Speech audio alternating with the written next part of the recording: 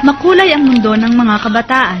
Larawan sila ng kasayahan, kakisigan, kagandahan, kasiglahan, at kalayaan. Ay, sarap talaga maging bata. Oh, bakit parang may panginayang naramdaman kaya ta, Jeanette? Bata ka pa naman ah. Bata pa naman tayo. Oo naman, pero sobrang bilis yata ng takbo ng panahon ngayon. Parang gusto ko nang hilahin pabalik ang panahon at huwag na matapos ang kabataan ko. Sinabi mo, pero alam mo bang maraming mga kabataan ngayon ang hindi makahintay at pilit na pinabibilis ang kanilang pagtanda.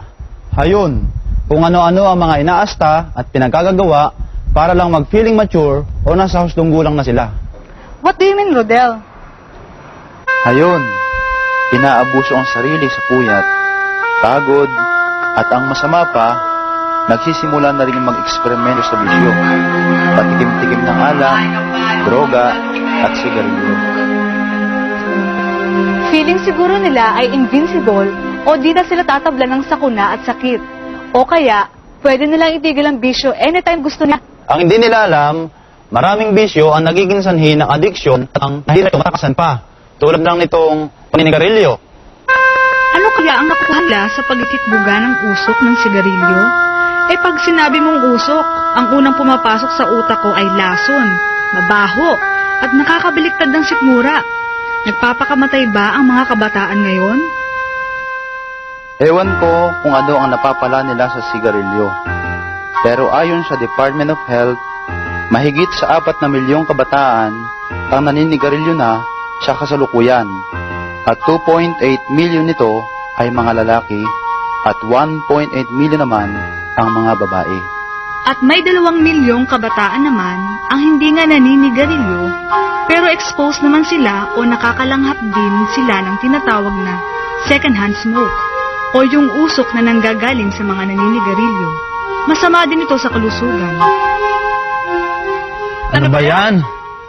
Ayon sa pag-aaral, 2 bagay ang nakaka-impluwensya sa mga kabataang nag-uumpisa sa paninigarilyo.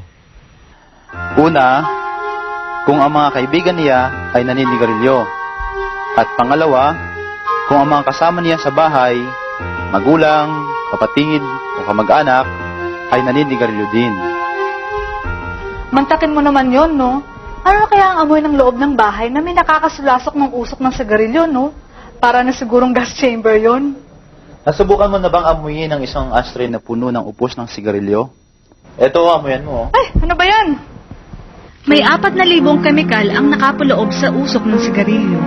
At ang 43 dito ay kilalang nagiging sanhi ng kanser. Kabilang sa mga masamang kemikal ng sigarilyo ay ang nicotine o ang droga na tinuturong nakakapagpa-addict sa sigarilyo.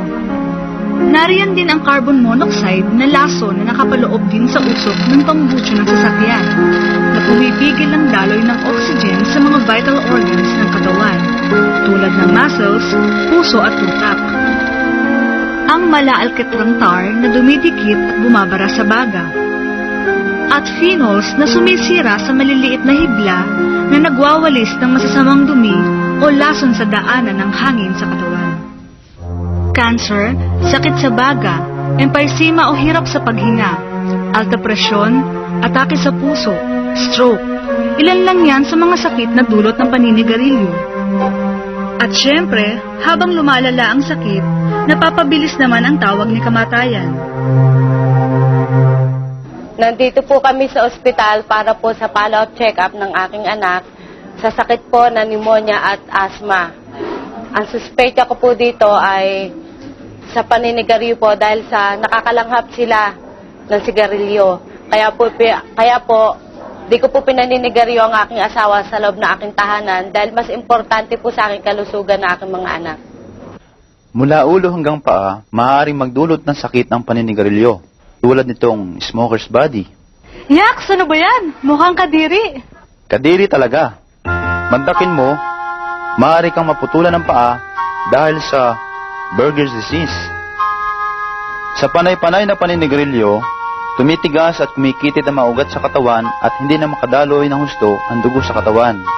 Kapag may ugat na nabarahan, ang parte ng katawan na hindi dinadaluyan ng dugo tulad ng kamay, binti o paa ay nabubulok kaya't pinuputol na ito.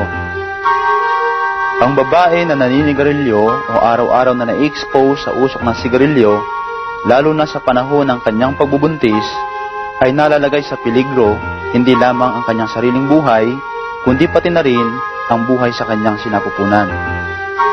Maaaring maging masela ng kanyang pagbubuntis, maaaring malaglag ang kanyang dinadala, o kaya naman ay maging premature, maliit, kulang sa timbang, or worse, may diferensya ang baby na kanyang iluluwal.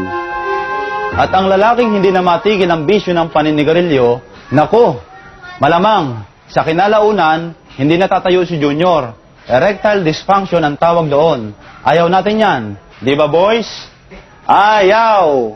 Ayaw kung ayaw, pero maraming mga kabataan dyan ang namibiloso po at sasabihin, matagal pa naman magdaratingan ng mga sakit.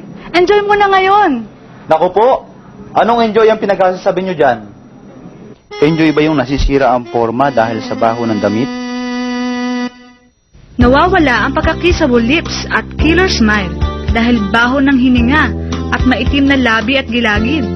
Dagdagan mo pa iyang pagkasira ng ngipin. At syempre, nawawala ang face value. Mapapabilis ang pagtanda ng itsura dahil pumapangit ang kutis at naglalabasan agad ang mga wrinkles o kulubot. Malamang, magmumukha at mag-aamoy tinapa ka na. Enjoy ka ba nun? Naku, hihirit pa siguro ang mga naninigarilyo sa inyo, no? Baka may magsasabi pa dyan na, di bali nang magmukhang malansang isda, basta't ang naisin naman ay malayang nagagawa. Think again. Lumiliit na ang mundong ginagalawan ng mga naninigarilyo ngayon. Sa ilalim ng Republic Act No. 9211 o ang tinatawag na Tobacco Regulations Law, halos lahat na ng mga pampublikong lugar ay no smoking areas. Kabilang dito ang mga sumusunod. Lugar na pinagdadausan ng mga aktibidades ng mga kabataan tulad ng eskwelahan, hostels at dormitoryo at iba pang recreational facilities. Mga elevator, stairwells at mga lugar na kinukonsiderang fire hazards. Mga pampubliko at pribadong ospital, clinics, health centers, nursing homes, dispensaries at laboratories. Mga public conveyances and facilities, kasama na dito ang airport, ship terminal, train at bus stations, restaurants at conference halls, at mga food preparation areas. At kung mapapansin mo, maraming mga opisina na ang nagpapatupad na ng no smoking. Kaya naman, lumalabas pa ng gusali ang mga empleyado para manigarilyo. Malamang yan, baka hindi na sila tumanggap ng mga aplikante na naninigarilyo, no? Hindi lang mundong ginagalawan ng mga naninigarilyo ang liliit, pati na rin ang oportunidad nilang makahanap ng magandang trabaho. Magdilang anghel ka sana. Pero sa totoo lang, may mga alam na akong opisina na hindi na talaga tumatanggap ng aplikanteng naninigarilyo. Dumami pa nga sana mga ito. Alam mo bang, ayon sa batas, kailangan nang maglagay ng health warning sa harapan ng kaha ng sigarilyo? Ay oo, tama ka. Pero sana, malagyan na rin ng mga litrato ng mga masasamang epekto sa katawan sa kaha ng sigarilyo, tulad ng ipinapatupad na sa ibang bansa. Tama ka. Makatutulong siguro ito ng malaki sa pagpapahinto ng bisyo ng paninigarilyo.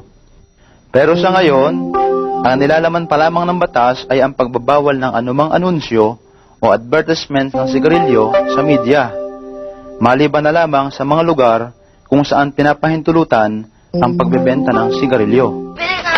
Pero ayon din sa batas, bawal magtinda, pagbentahan at gumamit ng sigarilyo ang mga batang wala pang 18 years old.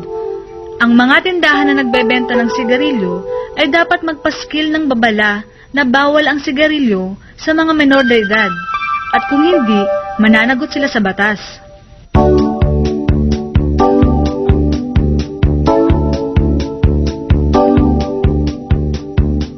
Ay, salamat. Salamat. Salamat at may ganitong batas sa Pilipinas. Pero sandali, mahigpit naman kaya itong pinatutupad sa buong bansa? Upang maisakatuparan ang implementasyon ng Tobacco Regulations Law sa buong bansa, kinakailangan ang suporta ng mga lokal na pamahalaan. Isa na rito ang Silang Cavite. Nangunguna na ang silang sa mga munisipalidad at lungsod sa Cavite sa pagpapatupad ng smoke-free environment upang labanan ang masamang epekto ng paninigarilyo sa kalusugan at pati na rin sa kalikasan. Sa pamagitan ng pinalabas silang executive order, mahigpit nang pinapatupad sa silang ang mga alituntunin at probisyon ng Republic Act 9211 o ang Tobacco Regulations Law. Mahigpit nang pinagbabawal ang paninigarilyo sa mga pampublikong lugar tulad ng mga opisina, eskulahan, malls, restaurant at sasakyan. At siyempre, bawal din ang pagbibenta ng sigarilyo sa mga minor de edad. Suportahan natin at palaganapin ang mga lugar na ayaw sa sigarilyo. Oo nga, buti na lang dito ako nakatira sa bayan ng Silang. Sana dumami pa ang mga syudad at munisipyo na magtataguyod ng batas kontra sa paninigarilyo tulad ng puspusan ginagawa ng Silang Cavite. Panahon na ng aksyon upang tuluyan ng mapigilan ang mga kabataan sa bisyong paninigarilyo. Wala naman talagang ibubungang kabutihan ang paninigarilyo sa kalusugan. Sakit at pagkasira sa mga pangarap at kinabukasan lamang ang dulot nito.